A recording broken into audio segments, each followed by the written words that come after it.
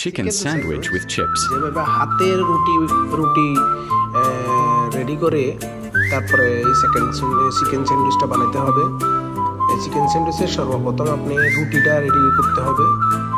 রুটিটা রেডি করতে হলে আপনাকে ময়দার যেই আজিনাটা ধরছেন সেই আজিনা থেকে ছোট ছোট করে গুলি করে রেডি করতে হবে। রেডি করে 10 মিনিট রেখে দেখেন কীভাবে বেলতেছে।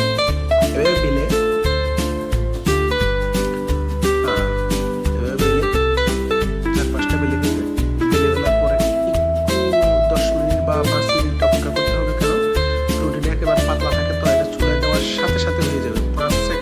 সেকেন্ডের মধ্যে রুটি হয়ে যায়।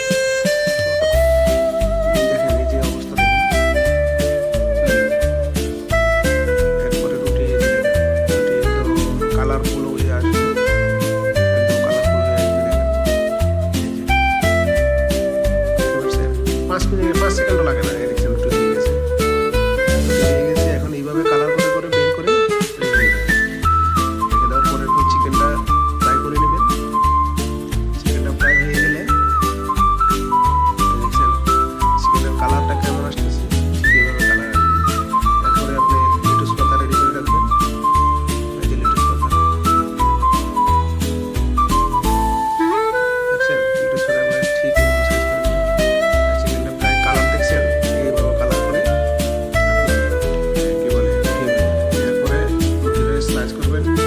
এরপর যেভাবে বলতেছি এইভাবে স্লাইস করে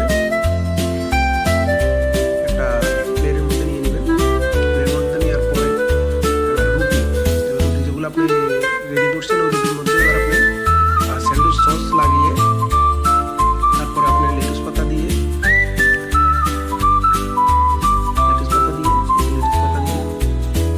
তারপরে এবার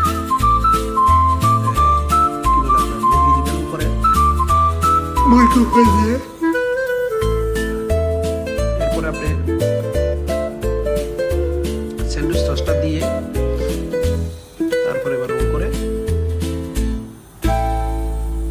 দিয়ে দিবেন। এরপরে আপনার কাছে টোস্টার থাকলে টোস্টারে ভালোভাবে এগুলারে টোস্ট করে একটু মানে একটু শক্ত শক্ত করে নেবেন, ক্রিসপি করে নিয়ে নেবেন। তো এরপরে দেখেন এইভাবে রোল করে সবগুলোকে রোল করে এরপর দিয়ে দিবেন।